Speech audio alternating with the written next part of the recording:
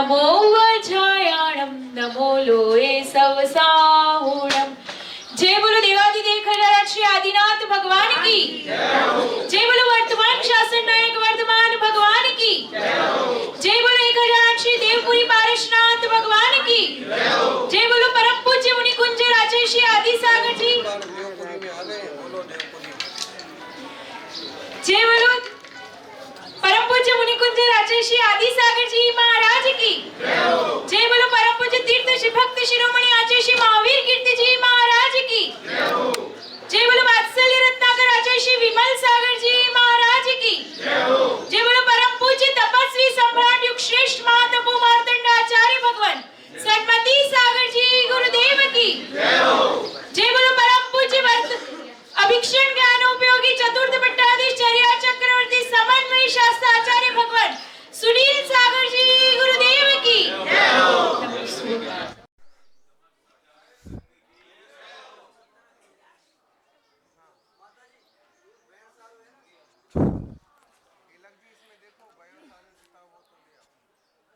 किशनगढ़ वालों का तो बड़ा ही सौभाग्य था कि आचार्य भगवान एक दिन के लिए भी नहीं आ रहे थे और उनको ग्रीष्मकालीन वाचना के मिली और पूरा चातुर्मासी मिल गया।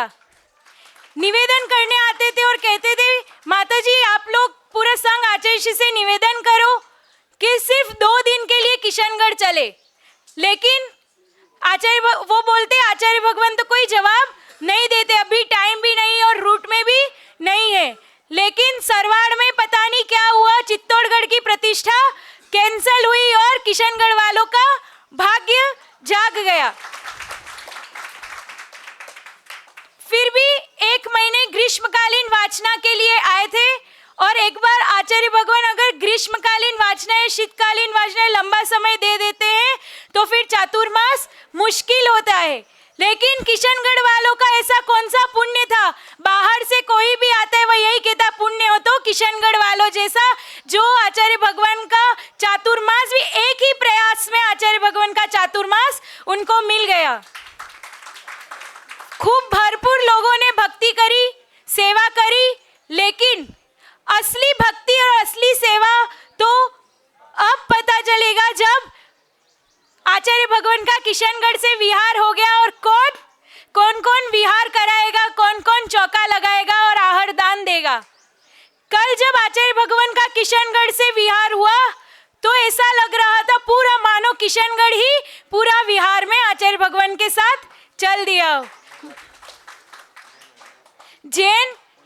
जैन तो भक्ति करते ही है, अजैन उसके साथ साथ अजैन भी आचार्य भगवान की भक्ति करते। भागीरथ जी चौधरी भी आचार्य भगवान के साथ विहार में चले और आज यहाँ देवपुरी में प्रवेश हुआ है। यहाँ भी अजैन लोग यहाँ पर आचार्य भगवान की भक्ति करने के लिए आए हैं। इनके चरणों में ऐसा नहीं है कि जैन लोग ही आकर भक्ति कर सकते हैं, अजैन लोग भी आकर आचार्य भगवान के चरणों में भक्ति करते हैं। किशनगढ़ में लोग कहते थे कि आचार्य भगवान के चरणों में कोई भी वीआईपी नहीं है, सभी समान है, सभी वीआईपी सभी समान है आचार्य भगवान के चरणों में। इसलिए किशनगढ़ समाज ने आचार्य भगवान को समन्वयी शास्त्रा की उपाधि से अलंकृत किया है। अब किशनगढ़ से विहार होकर आचार्य भगवान के चरण किस ओर बढ़ रहे हैं। चित्तौड़गढ़ की पंच कल्याणक होनी है, एक के बाद एक पंच कल्याणक होनी है। आचार्य भगवान की प्रतिष्ठा होगी, भगवान पर जो पाषाण है उसको भगवान बनाएंगे, पर संस्कार करेंगे, अपने मुख से सूर्य मंत्र देंगे और आचार्य भगवान उसको भगवान बनाएंगे, पाषाण से भगवान बनाएंगे। अभी यहाँ से विहार होकर पहली प्रतिष्ठा भगवान की पंच कल्याणक चित्तौड़गढ़ में 20 नवंबर से 25 नवंबर, फिर वहां से विहार होकर दूसरी प्रतिष्ठा अर्नोद 2 दिसंबर से 7 दिसंबर तक संपन्न होगी। फिर आगे बढ़ते बढ़ते तीसरी प्रतिष्ठा 11 दिसंबर से 15 दिसंबर तक आचार्य भगवान के सानिध्य में मुंगाड़ा में, प्रतापगढ़ जिले में मुंगाड़ा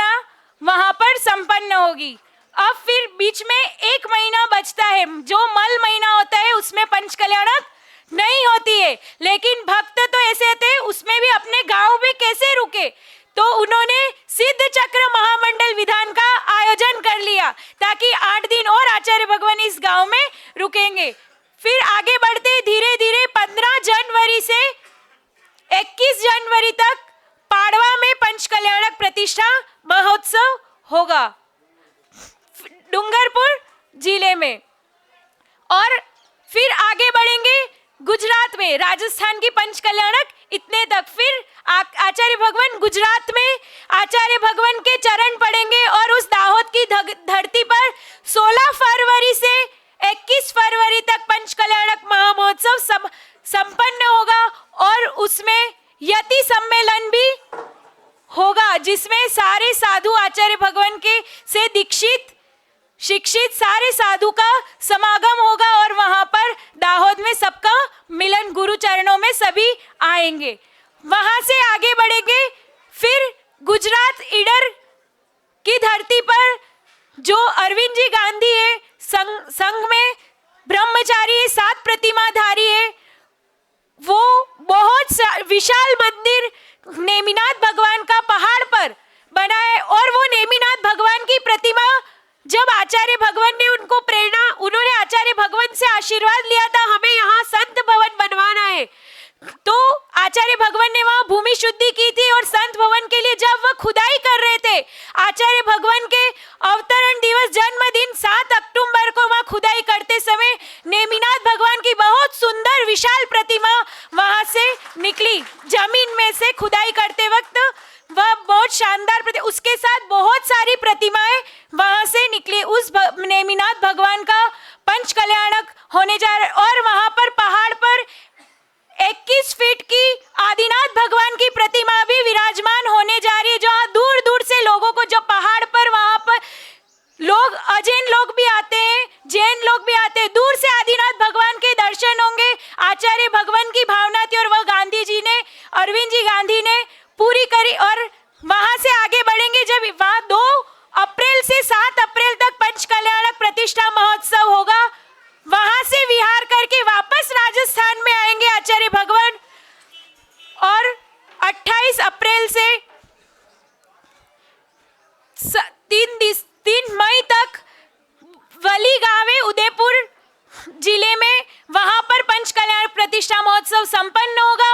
और 7 दिसंबर से 12 दिसंबर तक बोरी गांव में, वहीं से 10 किलोमीटर मई में पंचकल्याणक प्रतिष्ठा महोत्सव तो चल ही रहे हैं। और उसी बीच इंदौर के लिए आचार्य भगवान को निवेदन किया जा रहा है पूरे संघ को कि आचार्य भगवान आप इंदौर पधारे। इंदौर में आचार्य विशुद्ध सागर जी महाराज, विराग सागर जी महाराज जी के संघ के सभी बूढ़ी राजों के सानिध्य में जो कार्यक्रम होना है, उसमें आचार्य भगवान को निवेदन किया जा रहा है कि भगवान आपके सानिध्य में ये पूरा कार्यक्रम संपन्न हो, मुख्य आप हो और आपके ही सानिध्य में ये कार्यक्रम सारा संपन्न हो। अब आचार्य भगवान पंचकल्याणक प्रतिष्ठा महोत्सव भी है और इंदौर के लिए बार बार निवेदन किया जा रहा है। अब आचार्य भगवान के चरण, आचार्य भगवान के सानिध्य में ही उनका जो आचार्य पद के संस्कार होने जाएंगे, वो आचार्य भगवान के सानिध्य में आचार्य भगवान के हाथों से ही उनके संस्कार होंगे आचार्य विशुद्ध सागर जी महाराज जी के, ऐसी उनकी भावना है। तो अब देखो आचार्य भगवान के चरण किस ओर बढ़ते हैं। अभी तो जितनी भक्ति कर सकते हैं उतनी विहार में भक्ति कर लो, विहार में पैदल चलकर चौका लगा लो, आहर दे लो और भक्ति करो। और ये जो इस देवपुरी गांव के लोग बैठे हैं, अगर आपने मुनिचर्या नहीं देखी हो तो आज जो ये संत बैठे हैं वो हाथ में आहर लेते हैं, एक ही बार 24 घंटे में एक बार आहर लेते हैं। और जब उस आहर लेते वक्त अगर बाल आ जाता है या कोई जीव आ जाता है तो तुरंत हाथ छोड़ देते हैं और अगले दिन ही भोजन मिलेगा। आज 10 बजे अगर भोजन कर रहे हैं तो कल 10 बजे फिर भोजन करेंगे। और आप लोग जब आप लोग क्या करते हो, नाई के पास चले जाते हो बाल कटवाने के लिए, लेकिन ये किसी से कुछ मांगते नहीं है और ये अपने हाथों से बालों को उखाड़ते हैं, केशलोच करते हैं। ये सबसे कठिन चर्या है दिगंबर मुनि की। और कितना भी इतना चलेंगे, यहाँ से चित्तौड़ जाएंगे, इंदौर जाएंगे, कहीं भी जाएंगे तो पैदल ही चलते जाएंगे, पद विहारी करेंगे, कभी भी गाड़ी का उपयोग नहीं करेंगे।